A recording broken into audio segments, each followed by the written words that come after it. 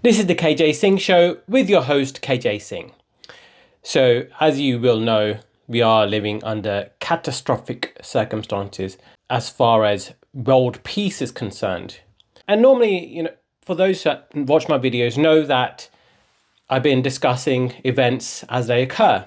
However, for this particular video, today we're going to discuss the facts surrounding the Nakba, also known as the catastrophe in Arabic. And I'm going to go through 15 or 150 facts, see how far this goes, regarding the Nakba, what caused it, the preceding events, the attitudes, preliminary factors involved, what happened during Nakba, and what happened afterwards. So I'll begin with the Nakba as a kind of a starting focal point and explain exactly what it is, and then I'll describe how it came to be. So the Nakba is symbolized by, or rather, is a consequence of several different things happening at once. So you had the British Mandate of Palestine, which expired on 15th of May 1948, which basically the British Mandate of Palestine was basically making Palestine essentially a colony of the British Empire following the downfall of the Ottoman Empire.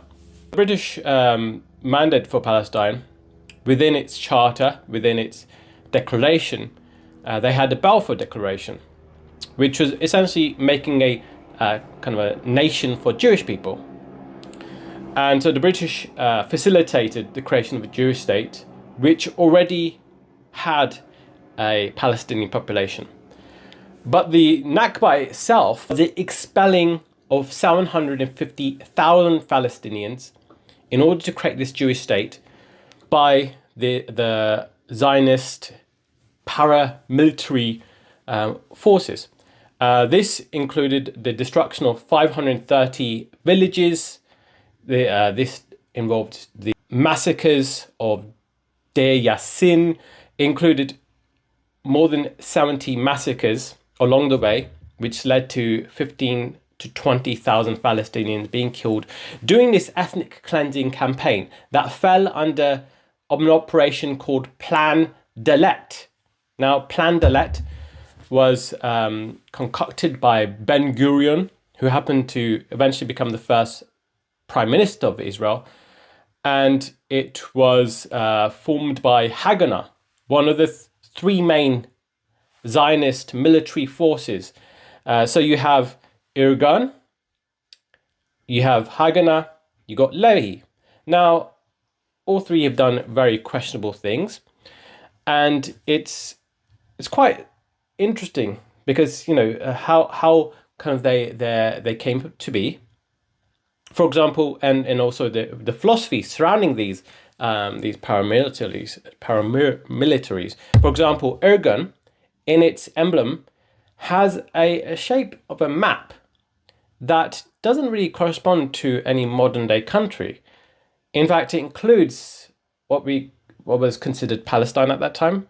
It also includes a part of Syria and Lebanon, perhaps indicating what they wanted to conquer eventually.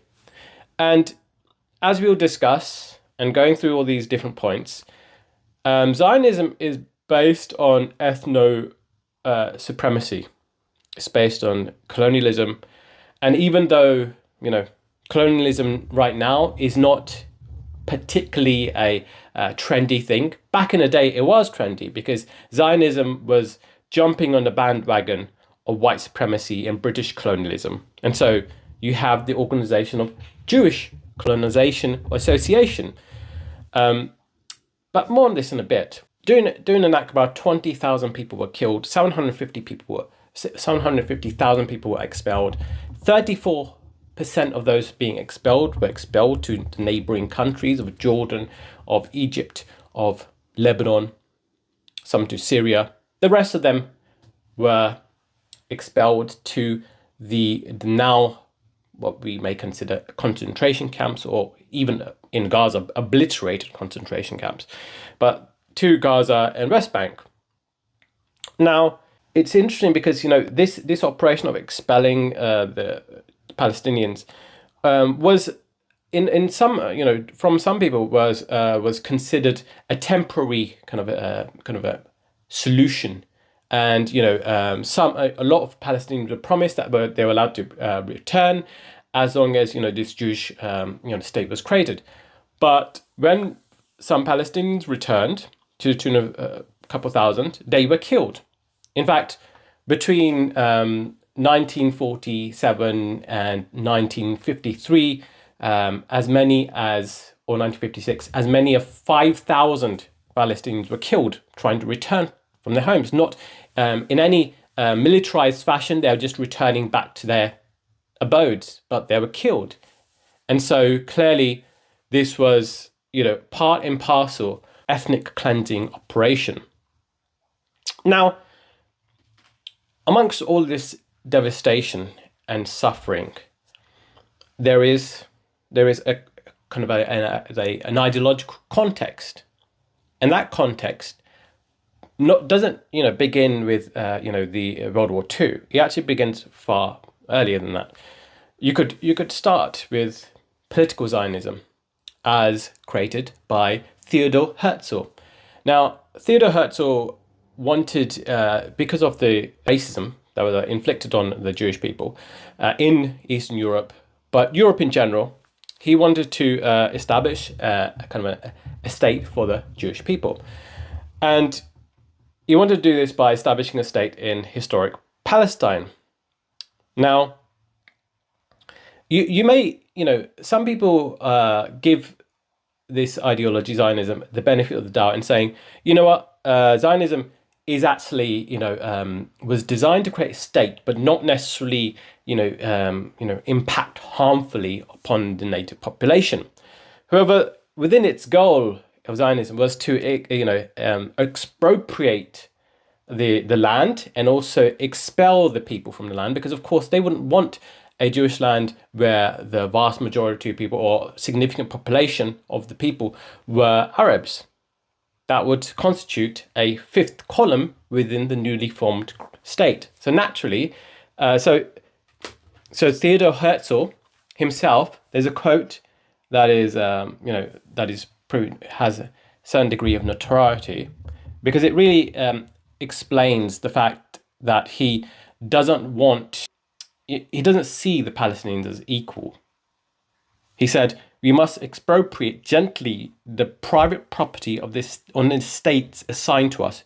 So basically, acquiring estates by purchasing and then expelling the Arabs. We shall try to spirit the penniless population across the border by procuring employment for it in the transit countries, whilst deny it employment in our countries.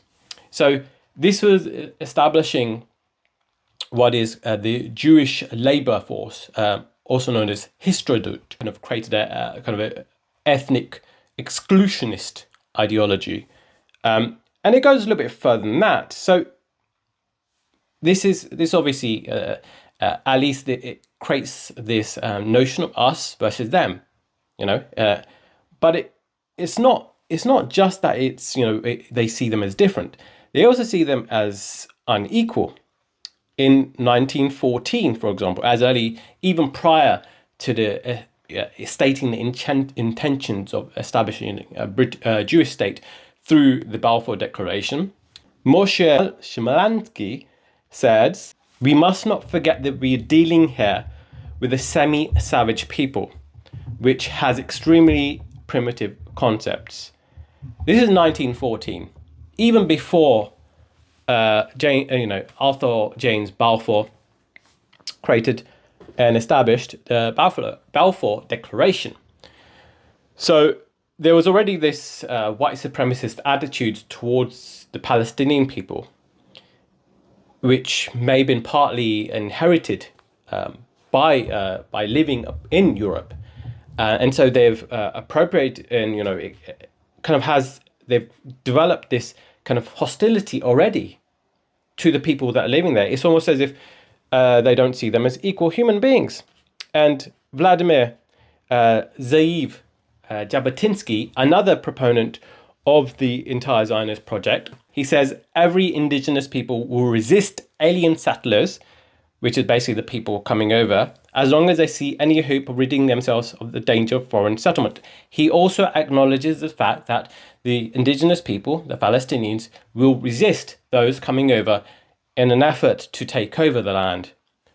So that kind of makes it very clear. So there's hostilities, not just in the form of us versus them. There's also hostilities in the form of seeing them as semi-savage people, but also hostilities of knowing what their intended kind of project is, which is basically take over more land. So whilst Zeev Jabotinsky, or rather before him, Theodor Herzl, created the political, ideological underpinnings of Zionism, it couldn't have gained traction if it wasn't for the Balfour Declaration of 1917. Now, the Balfour Declaration was written and declared by Arthur James Balfour, who himself was a prolific racist and anti-Semite. Now, why would somebody who's an anti-Semite want to create a Jewish homeland? Well, he wanted Jews to leave his own country of the United Kingdom. So, after all, to just reinforce this point, in 1905, he did sign the Alien Exclusion Act, or Aliens Act, which did not allow Eastern Europeans, including Jews, to return, or rather to seek refuge in the United Kingdom, which was extremely harmful for Jews that were trying to seek refuge, fleeing persecution during World War II. Of course, they're experiencing some of the worst atrocities from the Nazis, and so Great Britain did not give as many as they could have, or enough people refuge, and so clearly, Arthur James Balfour was a racist who wanted them to leave. However, when this Balfour Declaration was signed into effect, it opened up the immigration for Jewish people. But during the time it was signed, the census, believe it or not, 700,000 of the people living in Palestine were Palestinians. Only 56,000 were Jewish people. Only 7% of the population was Jewish. And yet he made this declaration to create a Jewish homeland in which there were already people living there. Furthermore, 2 years after that, the World Zionist Organization drew up a map. They had the audacity to draw up a map imposing a land, a nation onto this area in which people were already living there. And it pretty much not only just takes over the entire Palestine, but also takes over some of the land of Lebanon, Egypt, Syria, as you do. And this was not just a project to buy up land, even though the Jewish colonialism organization was instrumental in this whole process. They eventually, they had the Haganah, which was founded in 1920, which is a Zionist military organization. There were also these Zionist organizations were very much trained, aided, and abetted by the British, who were in control of that area. So clearly, you've got you're not just the ideological underpinnings of Zionist political thought in the form of Theodor Herzl. You also had the military operations. You also have this overarching British Empire that is facilitating the immigration of people. And now we come to the end of the British mandate for Palestine on 15th of May 1948. And upon its expiration, all hell let loose. Now, but before then, most people would say the Nakba began before then, because you had the UN Partition Plan of 29th November 1947, which basically made set up a two-state solution for Palestine and Israel. Unfortunately, however, a bit like the Peel Commission before that, the map that was set out was incredibly unfair for the Palestinian people. You had 56% of the land given to 30% of the people, which is Jewish people. So, and this, not only was this unfair, you're giving more land to a minority group, but the economic hub of Palestine, which includes Jaffa, Haifa, were given to the Jewish people, so to the Zionists. So clearly, this was unfair to the indigenous people. So they they refused it naturally. And so, and before then, you had 1936, you had the Peel Commission, in which they proposed another map, which was better than the UN partition plan, but still much of the coastline, much of the economic centers was given to the Zionists. So all in all, when liberal Zionists say that Palestinians were given a chance, they were given land, but they refused it, understand that the deal was horrible to begin with. For them to accept it would be to internalize racism, essentially. And that's the whole operation of itself. It's all based on a racialized colonization project. Now, some people will say that this is historical land, right, of the Jewish people. However, there is so many things wrong with this kind of rhetoric, because this kind of logic is a Nazi talking point. When Nazis kicked Jews off their businesses, and took over their properties, they did it with the intention that their blood has connection to the land. And this is what the Zionists were doing in Palestine when they're expelling people from the land in which these Palestinians were living there for generations.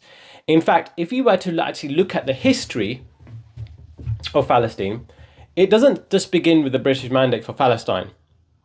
The name Paliset began in 1150 BC. So make that make sense. So Palestine, as a concept, as a people, has existed for thousands and thousands of years. So in 1150 BC, the Egyptians knew of it as Paliset. The Assyrians call it Palashtu. The ancient Greeks in 500 BC call it Palestine. And so it was, it was already associated with the region and the people known as Palestine. Now people say that the 12 tribes of Israel were created before the first mention of the word Paleset, or from the Egyptian type, 1150 BC. However, prior to the 12 tribes of Israel, you had the South Levant, was basically called Canaan, or the civilization that occupied the area was called Canaan, also known as Canaanite civilization.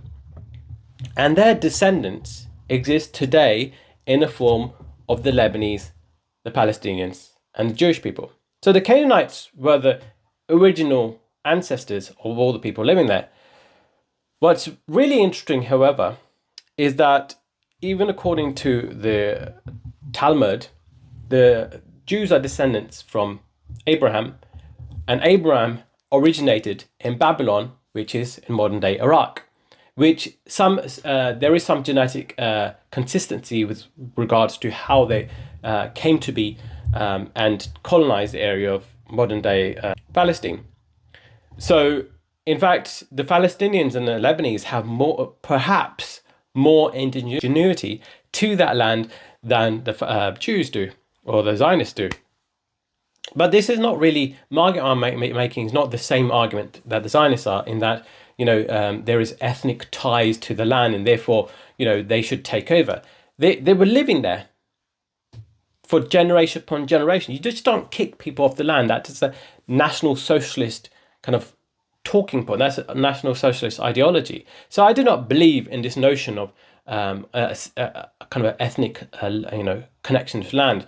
Furthermore, it requires a great deal of us versus them, a dynamic of us versus them, a racialized way of thinking about the world, an exclusionist way, and an isolationist way of dividing humanity into us and therefore it creates like an iron wall between you and what you consider not part of your in-group.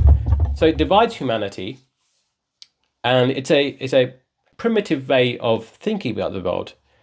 So I don't believe in any of this. I don't believe this has any kind of moral weight to it, unless God comes from the high heavens, and and it's quite evident that there's a great being, declaring this land for a certain group of people. I'm not buying. This is just self-serving, egotistical, narcissistic people who wanting to take the land for themselves, appropriating the ideology of white supremacy. That's really all it is in the end. After the Nakba, which was which some would say Nakba still continues on to this day, because whilst right now you have another serious event that people are calling the second Nakba, the Nakba has been continuously happening, drip by drip. So you had the apartheid situation whereby you've got two-tiered system of people living in Israel, but also how they treat people of Gaza and West Bank, whereby it's always one way that Israelis are treating the Palestinians a certain way, but the way if there's any resistance, it comes back tenfold. And so they obviously see the Palestinians as a different ethnic, completely different species, less than human, less than even animals. And so this is where we are right now. And since the Nakba, or the big event of 1948, but continues on to today, we had several different other events. We got the Six-Day War of 1967, in which there were disagreements between Israel and Egypt regarding territory control of Suez Canal. So you had, that the first military, act was taken by Israel, and often Israel does take on a kind of offense is best defense. It's very belligerent in that manner, which even Jewish people who call themselves Zionists, but were of high degree of intellectual caliber, like Albert Einstein, they saw what was happening. They saw it as morally just depraved. There's a famous letter whereby Albert Einstein calls these organizations, the Irgun, Lehi, Haganah, as terrorist organizations, and it's obviously the case. You got Lehi, which is one of the three organizations, and they saw some ideological connections to the Nazis in terms of trying to maintain an ethnic homeland. They saw that sort of ideological underpinnings that were parallel to what were happening to the Nazis, because of course the Nazis wanted Jews out, and they saw, and they also wanted to maintain their own ethnic homeland. And so you can see they believe in violence and kind of trying to achieve their aims. So it's not far-fetched to say that these organizations are extremist and had like really extremist elements of trying to inflict as much damage onto another, the so-called other. So you had the Six-Day War. You have the Camp David Accords, whereby Israel and Egypt kind of tried to normalize kind of relations, which is kind of a Abraham Accords 0.0, because every time there's normalizations with the Arab neighbors, Palestinians are never taken into considerations. That Palestinians are always seen as these people we must take control over, or subjugate, or cleanse from the land, or so they whilst they want to maintain some sort of degree of normalization with the surrounding Arab countries, they don't want to see Palestinians as equal. They don't want to consider the self-determination of the Palestinians, and this was irrespective of what the Palestinians do, even if they march peacefully, like the Great March Return of 2018, they're still killed. By the tune of hundreds, people were killed, thousands were shot. There's even competitions as to how many kneecaps they could shoot. So clearly the self-determination of the Palestinian people is an offense to those who believe in that the land is theirs by historical right, by ancestral right. But this warps the history, warps incredibly, that first of all, any religion, especially the Judeo-Abrahamic religions, were, they had a beginning. It's not like society or the whole, human civilization or human species came into beginning at the inception of a religion. No, people existed prior to that. We are not monoliths. You're not, creating this monolith of people being inseparable from the religion is a completely warped way of looking at reality.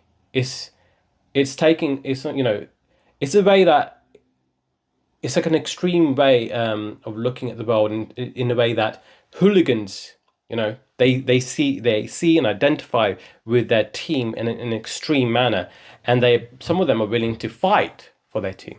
But this takes it one step further. You're taking on a team that you really have no choice over for the most part. You're born into it. It's merely the roll of the dice that determines what team you're born into, and these people are just taking it on, not really expressing their personal individuality in a meaningful way, rather seeing themselves as a monolith. Since the 6 Day War, we have a series of resistance movements, peaceful and non-peaceful, but you also have ways to come together between the Palestinians and Israelis through the Oslo Accords, as well as the Camp David Summit and the Nakba Summit. But at each time, any kind of deal is struck, any agreement is made, for example, Oslo Accords, the self-determination of the Palestinian people is constantly being eroded. For example, during the Oslo Accords from 1993 to 1999, you had a series of agreements that did not consider the settlements, the illegal settlements within West Bank or Gaza as a problem. So that really, puts a thorn in the side of anyone who wants to consider these lands as Palestinians. No, actually, it does not consider the creation of a state, but rather the cantons in which Palestinians live in, but don't really have any control over their own, their own borders. So clearly, all of this was done to thwart the self-determination of the Palestinian people. In fact, there's so much more to say about this because Ben Gvir, Netanyahu, both have boasted about thwarting the creation of the Palestinian state. Ben Gvir was prior to the assassination of the main signatory of the Oslo Accords, the Prime Minister of Israel. He boasted about being close to the car of the Prime Minister by holding up an emblem from his car. Weeks later, he was assassinated.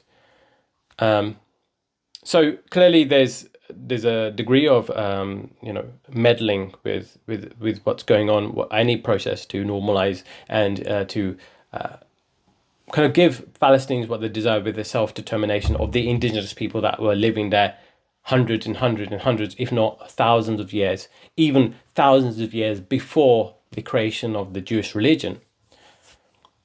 But anyways, I hope you enjoyed this video. There's more to be said, and I'm going to do more kind of like these facts, deep dives in the future, as well as the current affairs stuff. But please like, comment, and subscribe. That'd be very much appreciated.